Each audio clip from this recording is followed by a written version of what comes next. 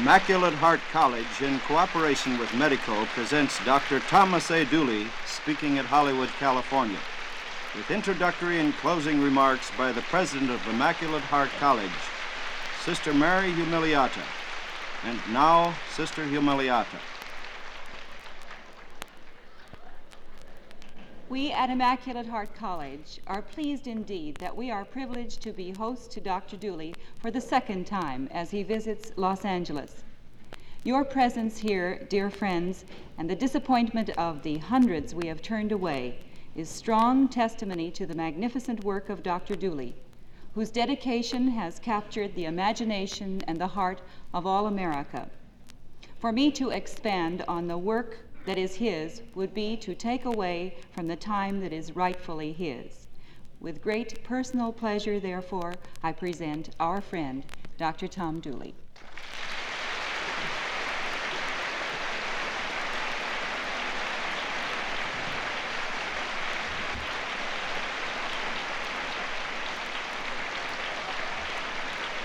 Oh, thank you.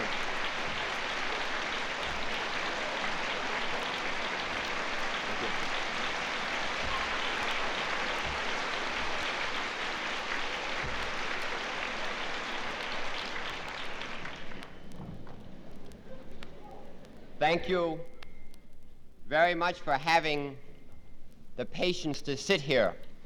If you think you were uncomfortable, how do you think I felt at 8:15 when they told me that we were somewhere over Colorado? Before I talk to you, I want to explain to you just what happened today. And I want you to understand who got me here. It was not American Airlines, nor was it Continental Airlines. It was St. Teresa. And ordinarily, she's the one that gets me through a speech, so I'm slumped for that tonight. I spoke last night in a small state in the Midwest called Tennessee. And after I left there about 2 o'clock in the morning and I went to bed, someone woke me up at 6 o'clock, and it was St. Teresa telling me I better get the devil out of bed because it was raining. And it was. I went out to the airport at 7 o'clock and took a small charter plane to Louisville, and we were forced on because of the weather. And then someone said a plane was landing at Nashville, so I rented a car and drove back to Nashville. This is about 8:30. I got to Nashville and the plane couldn't land. And at 9:30, an Eastern Airlines plane was flying from Miami to Chicago. And so I asked them if they would telephone the pilot and tell him that Dooley was downstairs and he wanted to get up there. And they did. And the pilot said, all right, and he landed the plane and picked me up and explained to only about a half a dozen passengers, Eastern Airlines isn't making money. He explained to them that they were going to pick up Dooley with their mind, and most of them, that didn't mean a thing to them. They got me to Chicago, and I telephoned Sister at about noon or 1 o'clock from Chicago and said, hello, Sister, this is Tom Dooley. And she said, oh, hello, how are you? I said, I'm fine, I'm in Chicago. So the plane was full, and they took 5 Irish names off of the manifest and telephoned the 5 people and asked if they would mind taking a plane 6 hours later and letting a guy named Dooley on. And 4 of the people told him to go to the devil. And the 5th lady, whose name is Mrs. Murphy, gave me her seat. So,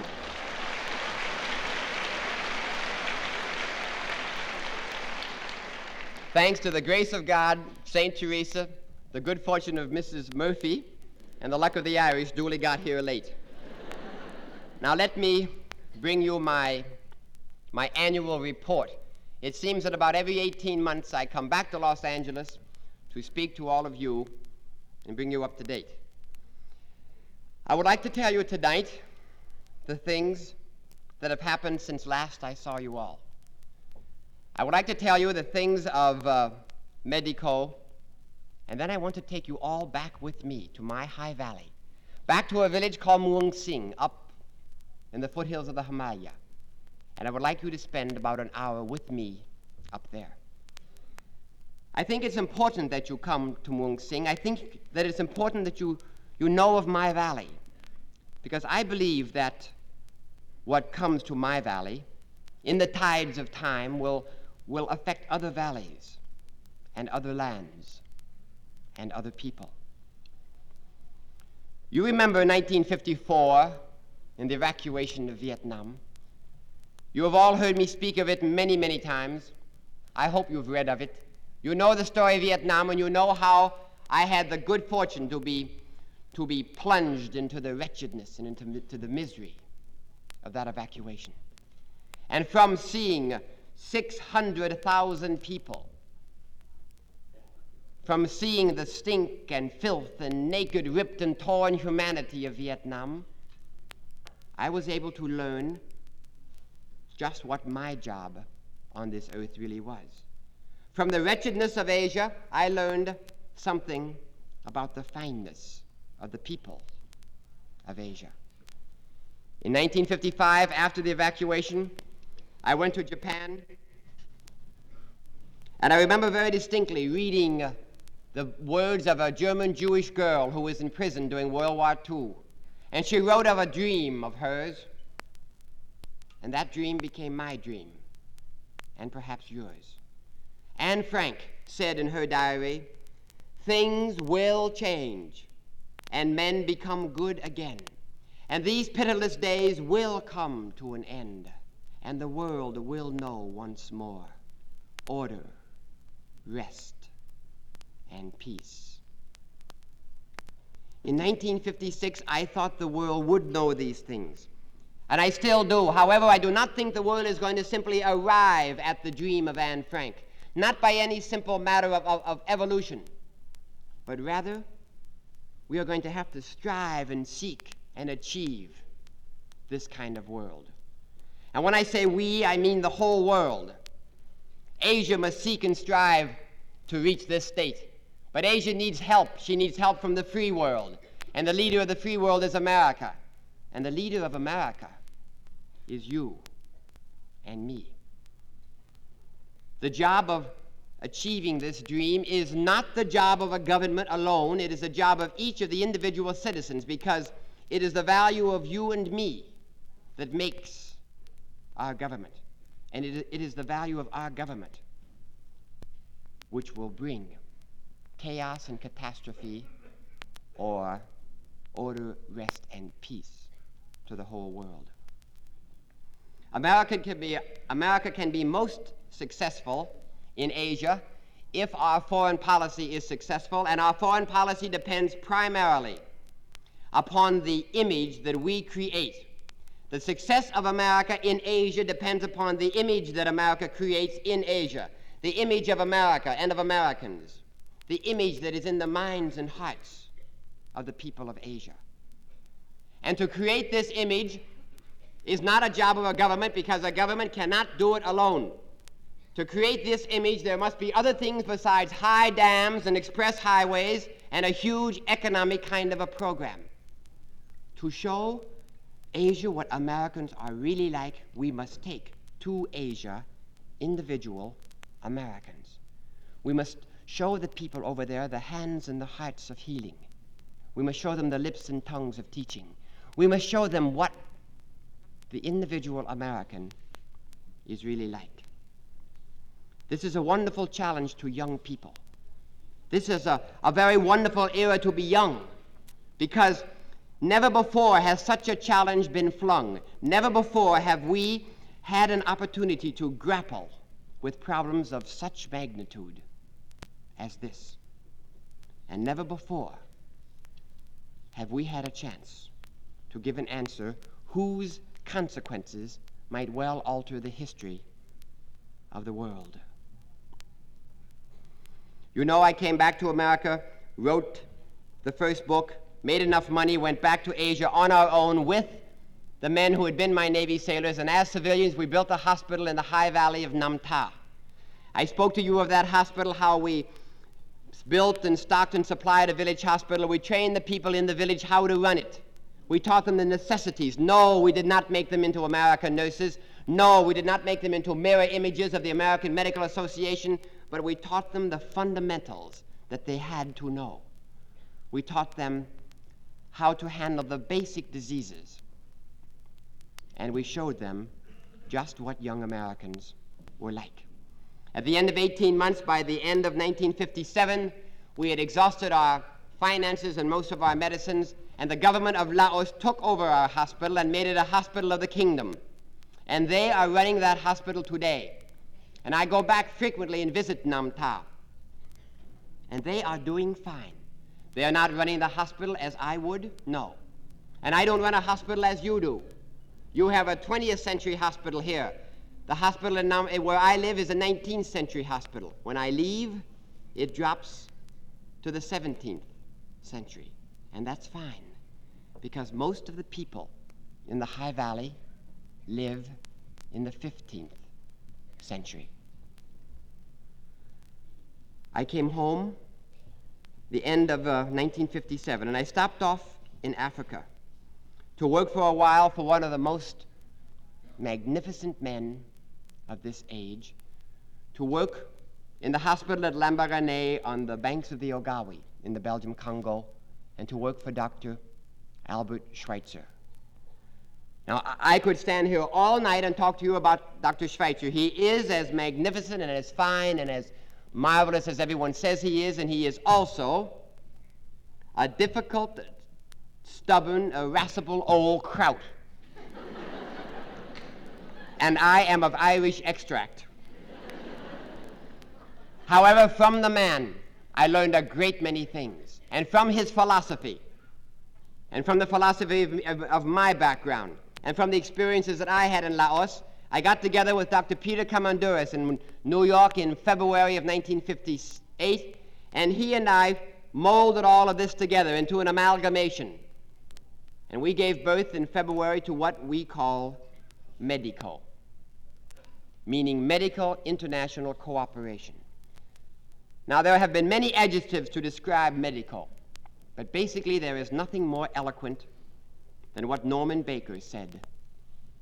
Many years ago, my sailor said that what we have got to do in this world is to take care of people who ain't got it so good. And that is what Medico wants to do, take care of people in the world who ain't got it so good. We do not want to take care of people in America because everybody here has medicine, everybody here has a doctor. The ratio is about 900 people to one doctor. We want to work in the parts of the world where the ratio is like it is in Vietnam. 12 million people in the free part and only 100 some doctors. In Cambodia, 9 million people, 7 doctors. In Laos, 3 million people, 1 doctor. In Africa, the statistics are equally staggering. These are the areas of the world in which the men of Medico want to work. We are not interested in Medico in conversion. We are not proselytizing. We are not evangelizing. I have no desire, dear sister, to make all of my happy little Buddhist monks into mackerel-snapping Irish Catholics. I am not in the business of conversion. I am not trying to convert them to any form of government. I'm not interested in making them for or against Mr. Nixon. I'm not interested in new Republicans or old Democrats. I simply want to take care of people in the world who ain't got it so good. In February, Dr. Commanduris left on a tour of the world, and he came back with the invitations from 23 nations to come, build, stock, and supply a small hospital, train the people how to run it, turn it over to them, and get the devil out, to indubitably be invited in again. I went out doing just what I am doing now, begging, borrowing, bumming, and from time to time stealing just a little. I went out to raise 3 things, the men, the money, and the medicines. And in a 4-month lecture tour of America from February until June of last year, we were given almost $2 million in drugs and supplies. We were given over $300,000 in nickels and dimes and quarters. And we have over 600 doctors and many thousand nurses who are willing to give us a chunk of their life, who are willing to invest some of their humanity, 6 months, a year, 2 years, in our kind of work. We are a group of people who want to give reality to the great idea of this century. The idea of the connections that exist between people. The idea of the brotherhood of man. A brotherhood that transcends the sovereignty of nations, and a brotherhood that exists as certainly as does the fatherhood of God.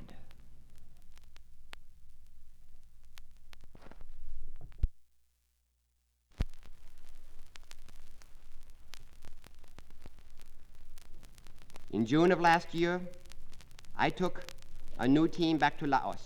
And within a few months, many other teams were sent out. And now, Medico has the following. We have a village hospital in Kenya, in Burma, in Jordan, Haiti, Cambodia, Vietnam, the Belgium Congo, in Pucallpa, Peru, and my hospital in Laos.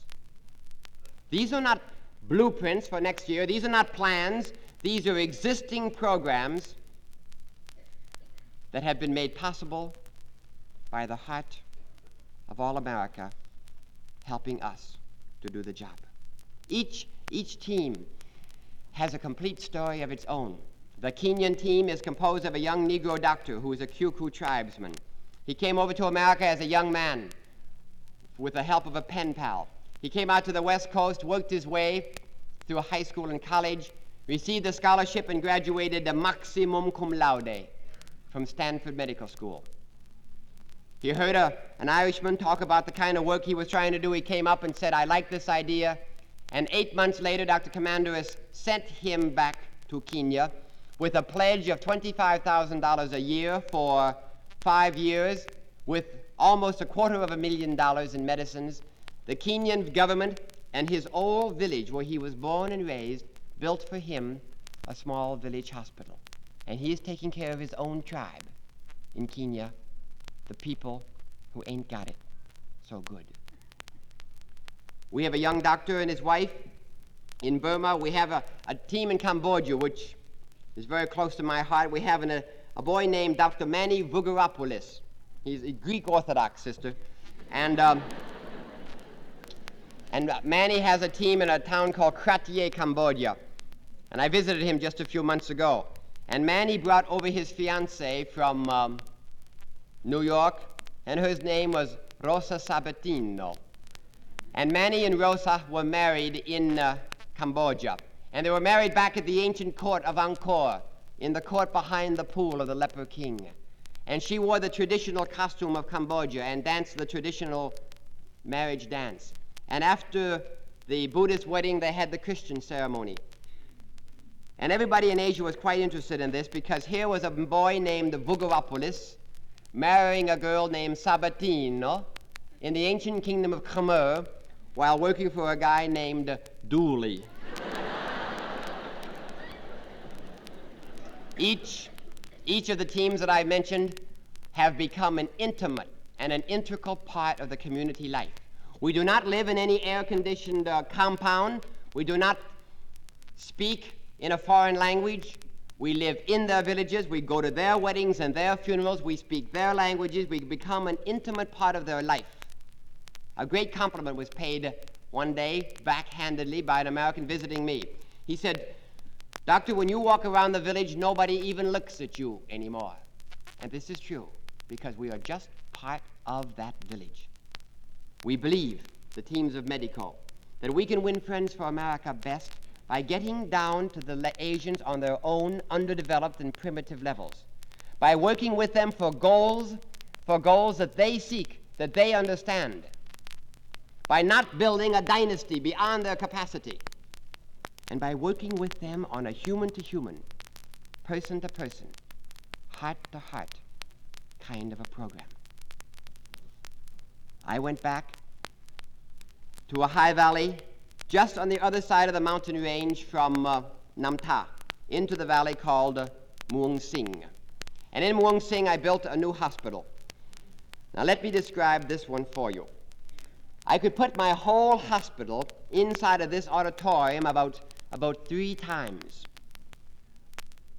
We do not have electric lights. We do not have microphones that ring back in my ears. We do not have a lot of fancy paraphernalia. We do not have any of the equipment such as cobalt machines and x-ray machines and barium. But what we do have in our village hospital are the essential components of any hospital in any land, anywhere. And that is the basic armamentarium of drugs and men who know how to dispense them, and compassion. Each of my buildings are made out of the local paste, and they're painted white with lime from the jungle, and they have a thatched roof. My main building is about as large as this whole stage is, and I have an operating room, a clinic, and a dressing room. The people in the village helped me build it. They brought the thatch and the wood. They brought the mud and made the bricks. We have a second building in which I keep the beds. I'm always asked by specialists. You know, in the medical profession, there are two groups. There are doctors like me, and then there are specialists, experts. These specialists who occasionally visit me, they said to me, "Doctor, how many beds in your hospital?" And the only answer I can say is that mine is a 30-mat hospital. We have a large platform, and in the Asian style, we simply put the mats on the platform, and that's where all the sick people stay. Asia believes in togetherness. The third building is a building that houses some of my students, and the fourth building is a building that my two Americans and I live in, along with 17 of our Asian students. I have two assistants. Their names are Earl Ryan and Dwight Davis, and they come from a state south of here called Texas. But in spite of the language barrier, we get along fine.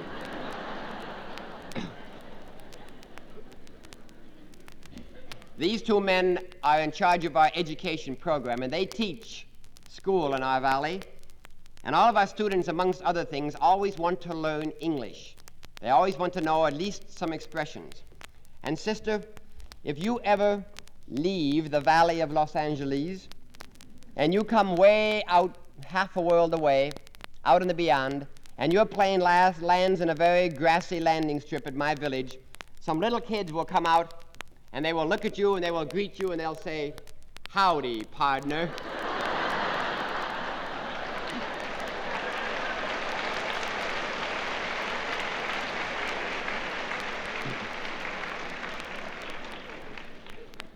My two young American assistants are not extraordinary guys at all. They're very ordinary kinds of Americans. They have once again, as all of the teams of Medico have, they have given proof to this idea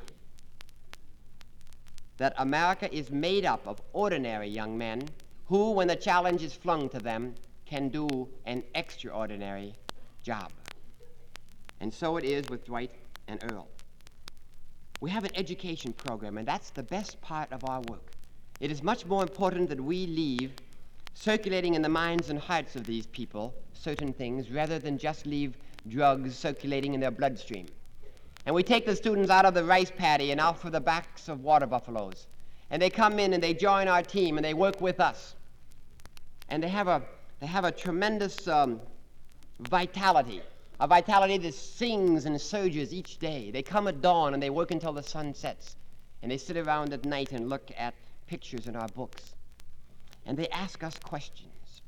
Yes, they ask for the facts and figures of medicine and the facts and figures of America. But they also ask us the reasons why, the wherefores, the philosophy, the behind. They also ask us questions that can only be answered not from the mind of a man, but from his heart. I have spoken at the universities of Kuala Lumpur, Singapore, Bangkok, Saigon, Phnom Penh, Calcutta, Delhi, all around Asia. And the young men in these audiences ask for facts and figures, but they also ask for the whys and the wherefores. They also seek fulfillment for a kind of hunger that can only be called an intellectual hunger. They seek information that cannot come from a cold economic kind of a thing, that cannot come from this haughty, supercilious white manism. They seek things that have to be answered from the Spirit. Asia undoubtedly needs a great many things. You know, it is a United Nations statistic that tonight half of the world will go to bed just a little hungry. It is a United Nations statistic that over half of all humanity is born and lives and dies without ever seeing a physician. To supply Asia with the bread and the medicines is to feed only half of her hunger. She seeks to satisfy her intellectual hunger, and this is what America heretofore has not satisfied. And this is the challenge that is thrown to you and me. I do not believe that there is any greater lie against the people of Asia than to suggest that they will sell their souls for a bowl of rice. They will not. If you came to my hospital, you would see the diseases not of today. You would not see traffic accidents and nervousness and cocktail parties. You would not see the stress and strain of living today. I took blood pressures in my hospital for a period of a week. I wanted to get 1,000 blood pressures from Asians. And I took 1,000 blood pressures, and I would like to report to the medical profession that in the Himalayan territory, in the northern part of Laos, there are only 3 people who have a systolic blood pressure of over 102. Dwight Davis, Earl Ryan, and Tom Dooley.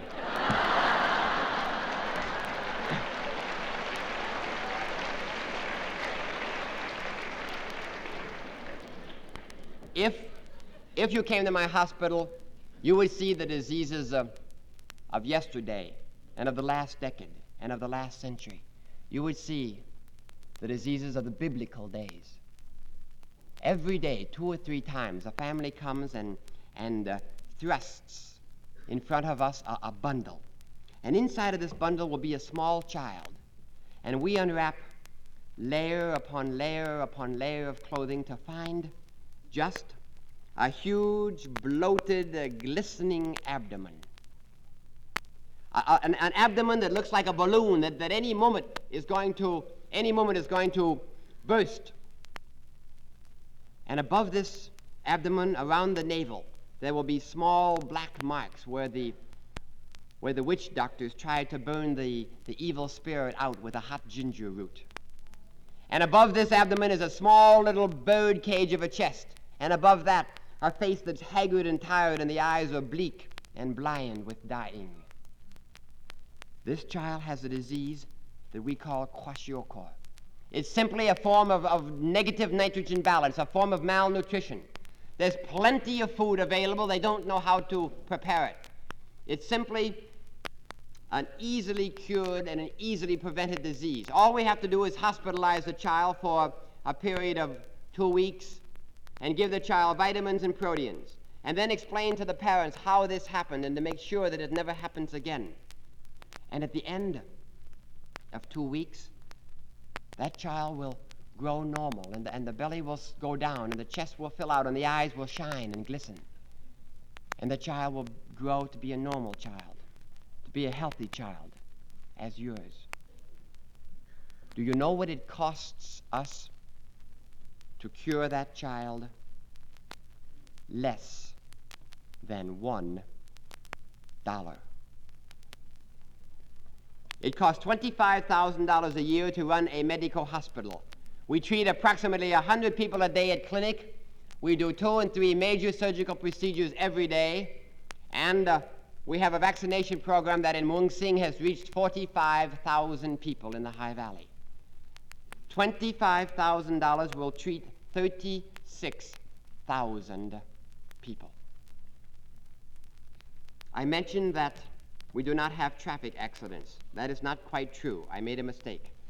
I don't know how many of you sit up late at night with nothing else to do.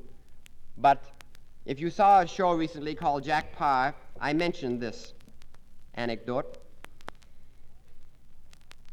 In all of North Laos, from the Thailand border up to the China frontier, from the Burman border all the way across to the Vietnamese border, an area of hundreds upon hundreds upon hundreds of square miles, in all of North Laos, there are only 2 vehicles, 2 jeeps, and only about 18 kilometers of roadway. One of these jeeps belongs to the commandant of the military district, and one of the jeeps belongs to me. And on the 6th of July, those 2 jeeps ran into each other.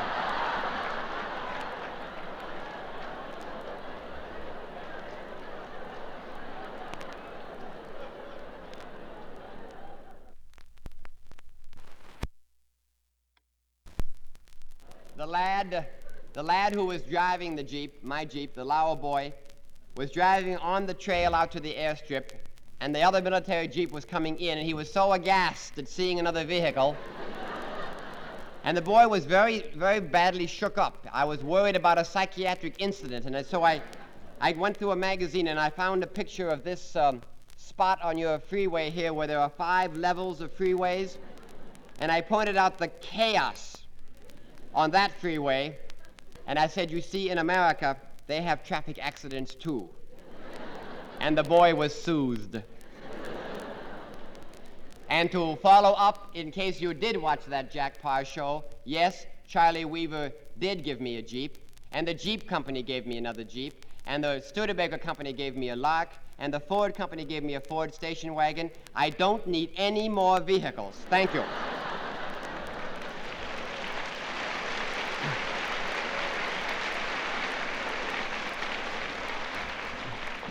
Send money.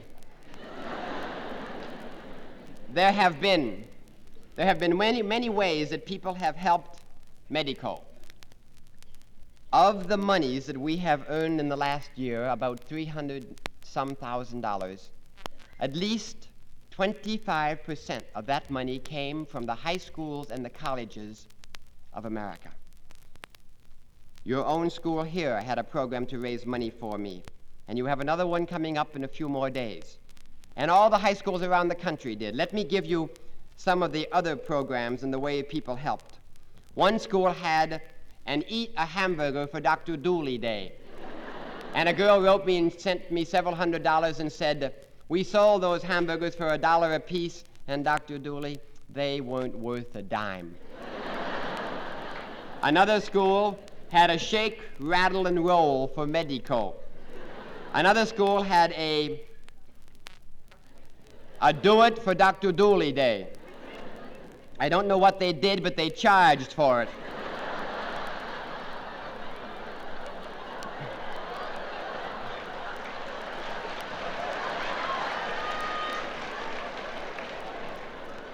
On y soit qui m'en y pense. Another school out in Hawaii, a young grade school ages 4 to 8, just 3 weeks ago, a month ago when I was there. They heard about my hospital in Laos, and a group of kids ages 4 to 8 wanted to help me. And so the Hana Ha'oli school children, one afternoon in class, baked cookies for Laos, and they went up and down the block selling these cookies to help me, to help the hospital in Laos, and they called these cookies lousy cookies.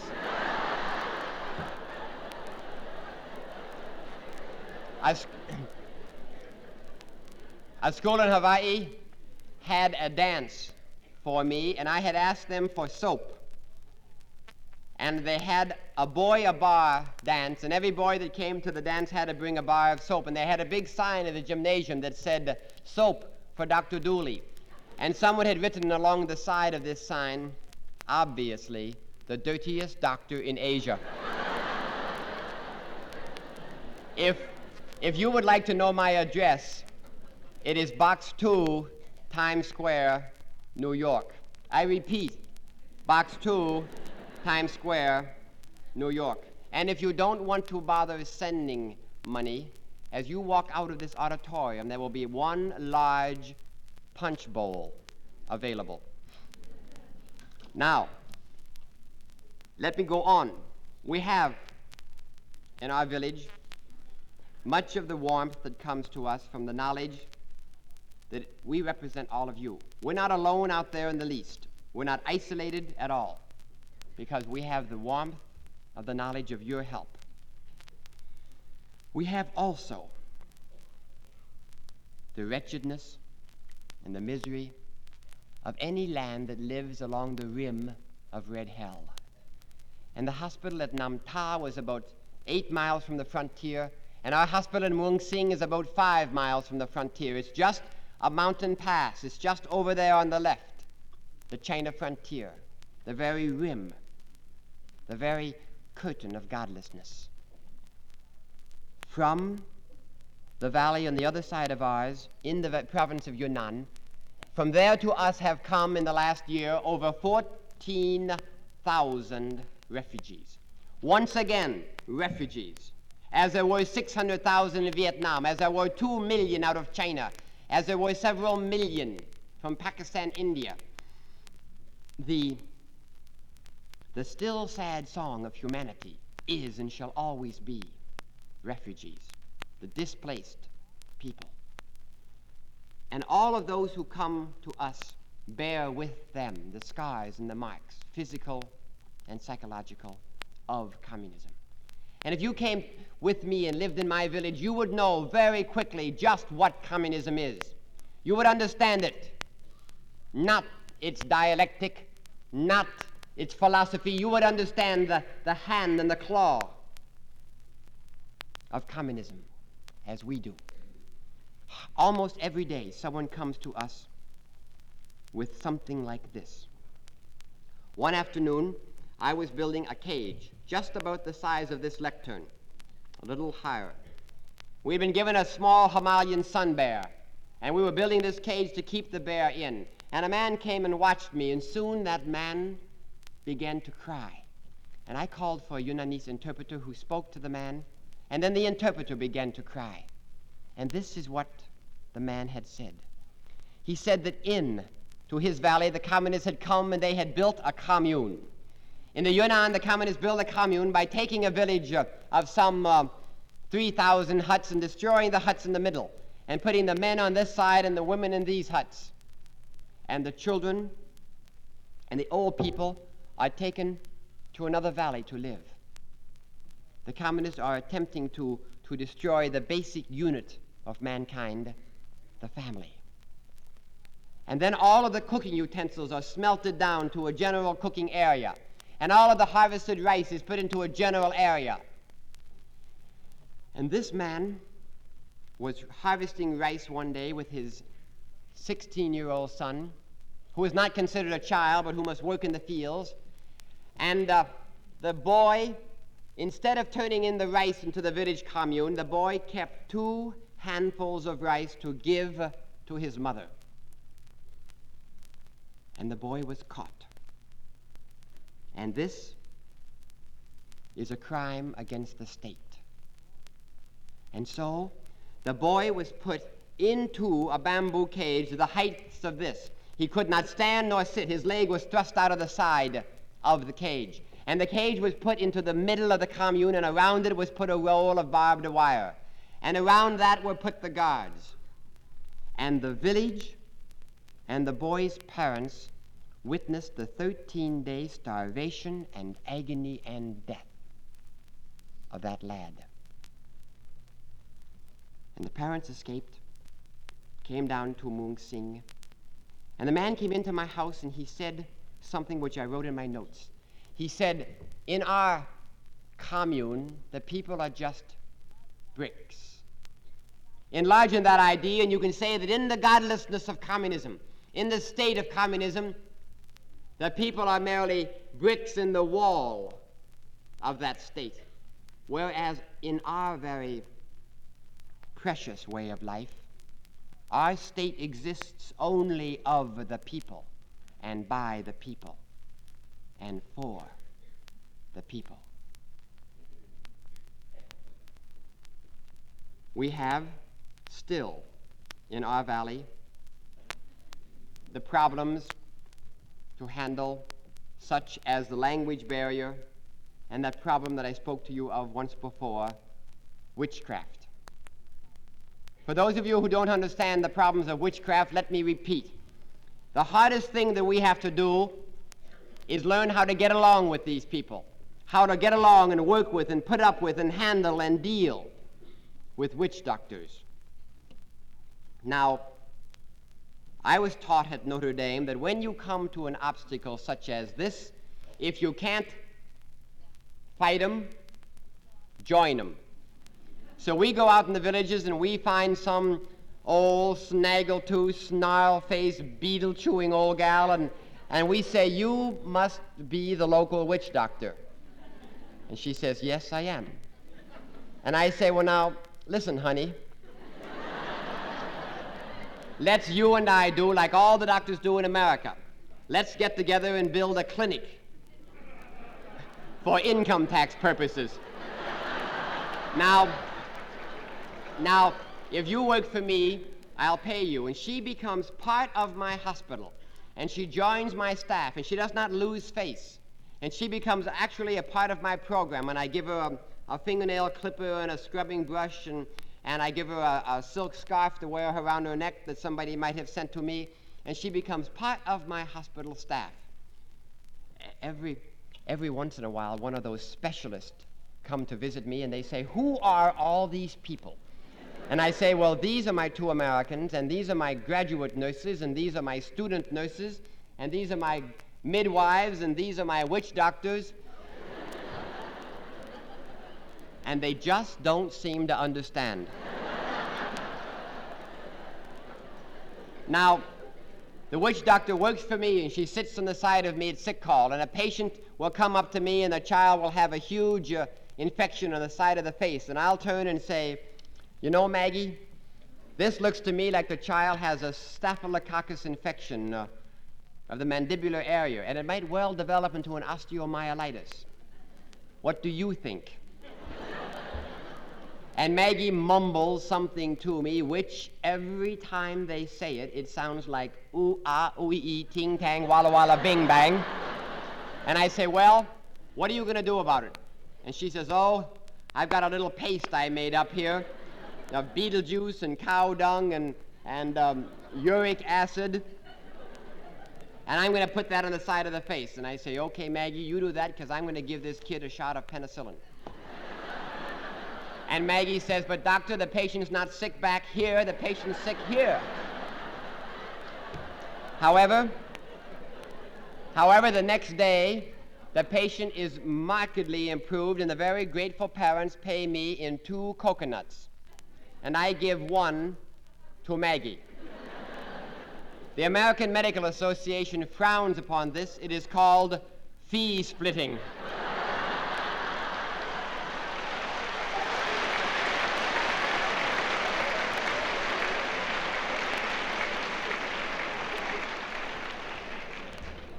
Now we have another problem in languages.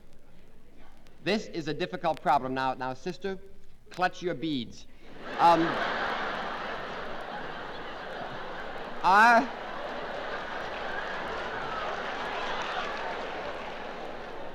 There are seven major dialects in North Laos. 8 if you include Texan. Now, I can find plenty of interpreters to go from one dialect to the other dialect, but I cannot always find an interpreter to go from one dialect to my dialect.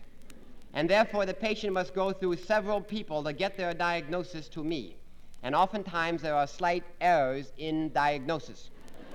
For example, a man would come and the gentleman would sit in front of me, and the man would give his complaint in Kako. And the Kako interpreter would translate it to Kamu, and Kamu to Taileu, and Taileu to Taidam.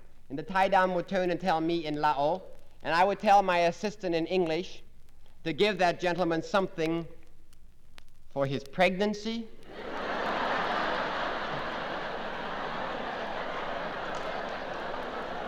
There are often errors made. Do you remember last year when the American government launched a satellite, and the satellite was described as being the size of a locomotive. And in the satellite, the president had a message to the world. Well, my students heard this announced on the Voice of America. And one of them came over to the operating room where I was working and said, "Oh, Tanmo, chow kit by radio ball. Oh, Dr. America, did you hear the radio?" I said, "No."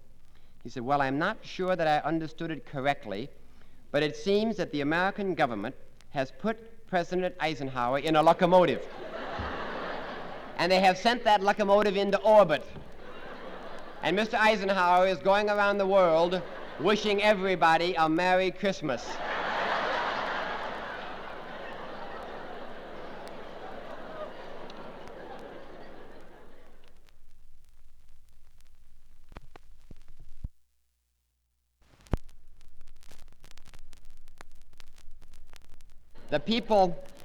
The people who come to us pay us. We are not a charity program. Everybody who comes to me pays us for their medicines. For example, an operation costs a duck or a pig or a water buffalo, and a delivery costs a chicken. And I see some possible chickens in this audience. For every 10 pills that we give out, we get an egg or corn in return. There's a great big basket on the side of me at sick call, and when the day is over, the basket is full of chicks and ducks and chickens and rice and corn and all kinds of food. And I need that food. I've got a staff of 30 people to feed, 27 students and 3 Americans. I've got 25 or 30 patients in the hospital to feed. I need the food, and the people are proud to pay me, and they will pay me. They wouldn't think of coming to me to get medicine for nothing any more than you would go to your doctor and expect it for nothing. My people are proud to pay, and I feel very strongly that endless, limitless charity or giving away of things robs a man or a nation of his self-respect. My people pay me, and they always shall.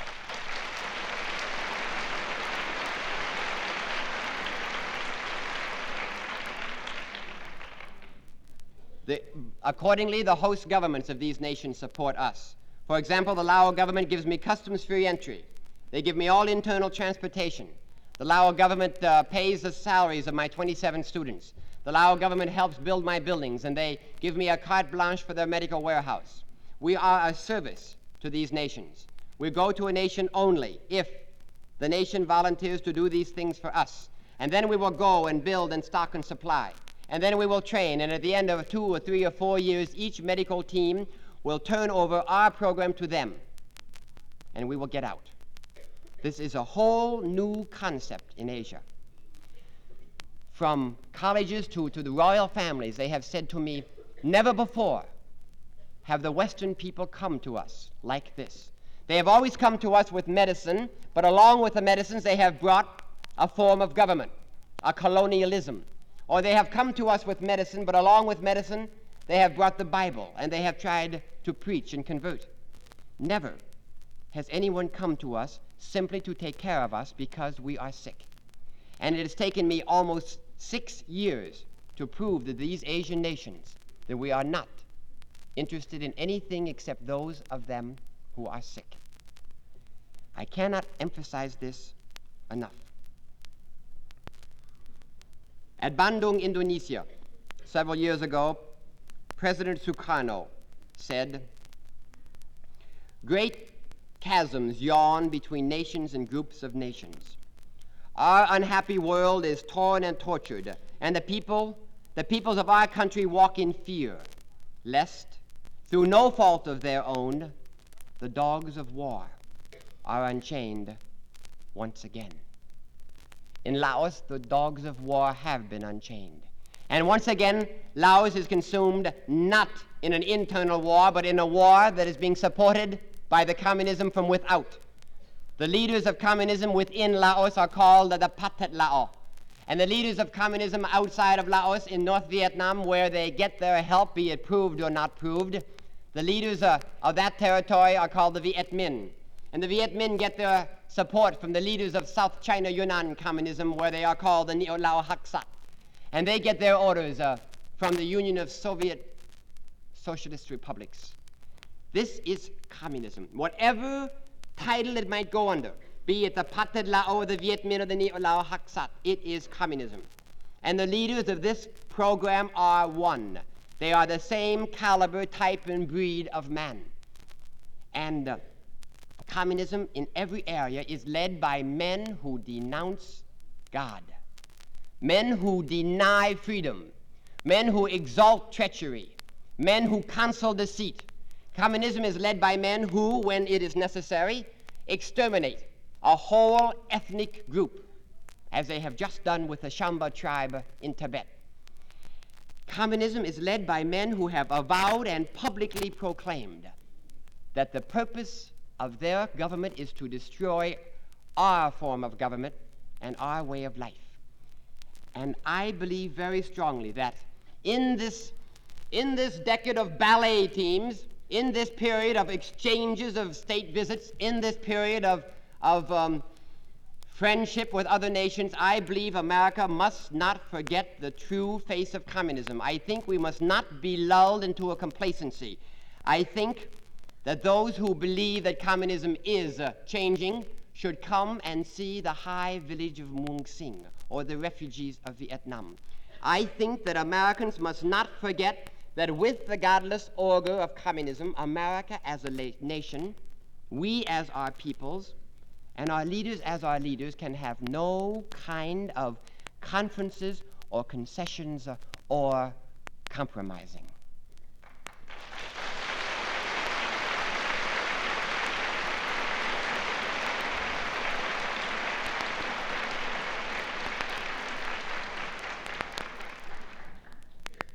I am brought to you tonight by students.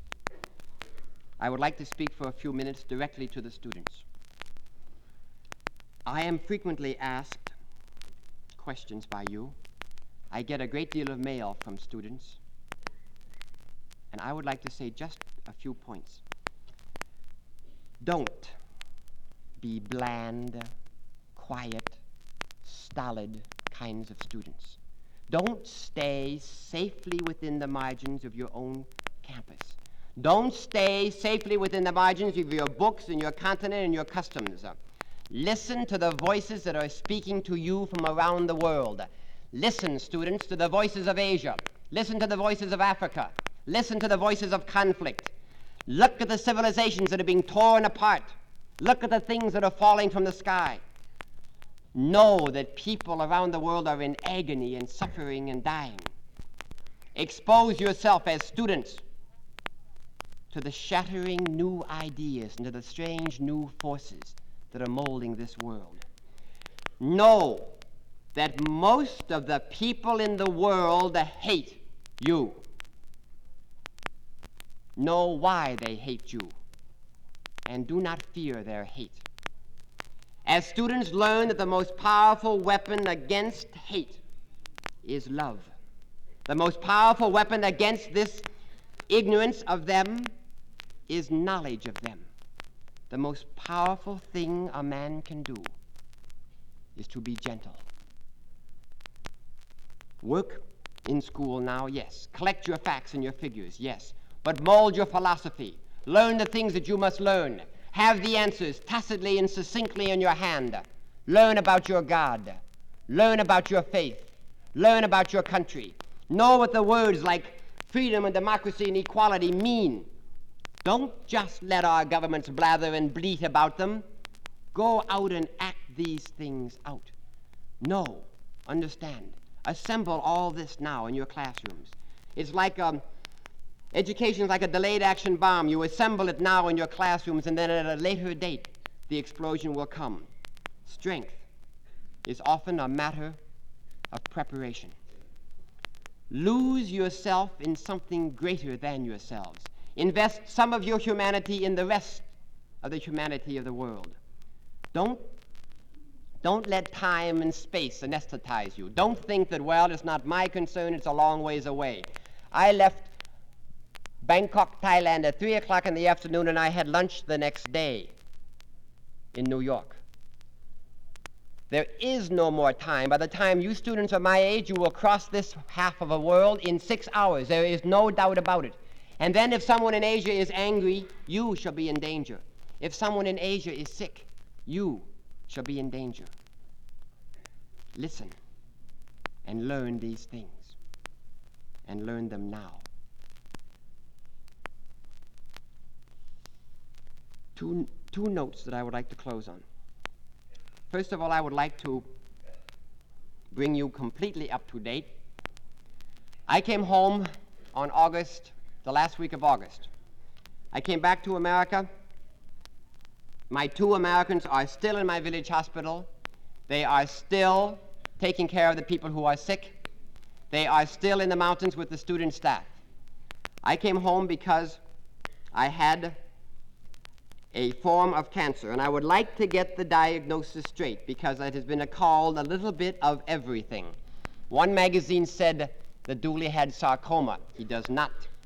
Another magazine said that I had melanoma, and there is no such disease.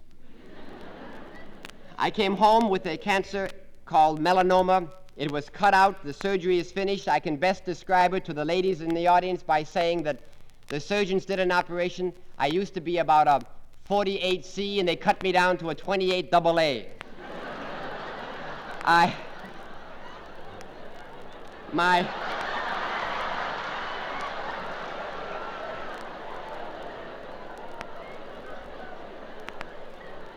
The operation is over. I feel fine. There is no extension of it.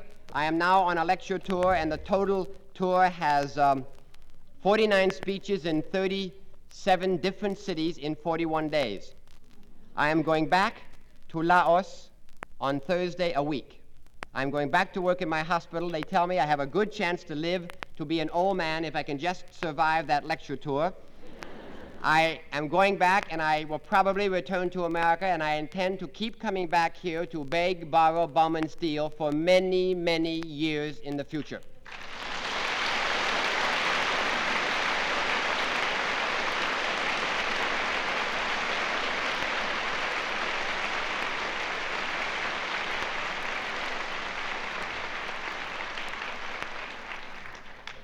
Period, paragraph. Now let me give to you the code that all of the men of Medico believe in. All of us who work in these hospitals around the world have one fundamental code, and I would like to pass it on to you. We all feel that there should be the underlying realization in life that the only way man can ever achieve his own happiness is to strive for the happiness of others. We believe that to fulfill a duty is still to always feel that this duty is a debt. It should never be quite satisfying to oneself. In the putrid day-to-day grind in our hospital, there is exertion and danger and some choking futility and much loneliness. But there are moments when the chaos and the sadness of the day melt down into the very peaceful silence of night. And it then becomes very obvious to us why we have been put on this earth. We're not here simply to live from our first to our last day. We haven't been put here to vegetate. We have been put on this earth to seek and to find a channel wherein we can be of service to others. This channel doesn't have to be medicine. It can be as educators, as doctors, as businessmen, as wives. It can be in a community life, in political life. As students, the channel is to prepare yourself for that channel. But the important thing is that we seek the channel. Those of us who work in Medico believe that no man is ever permanently or completely a stranger to his fellow man. If any of you become sick here, you have a claim on me as a doctor, and you have a claim on the man next to you as your neighbor. But so does a stinking, bleating, bloated little lad high in the foothills of the Himalaya. He has a claim on you and me. And so does a Negro child in the Belgium Congo. He has a claim on you and me. I have examined all 3 of these groups, and we all have Hearts and lungs and livers and spleens in identically the same position. We all have identically the same pulse rate. And we have all been built to the same image and likeness. And the men of Medico believe the words of Carl Sandburg to be some of the finest words ever written. He said, "There is only one man in the world, and his name is all men. There is only one woman in the world, and her name is all women. There is only one child in the world, and the child's name is all children." Thank you.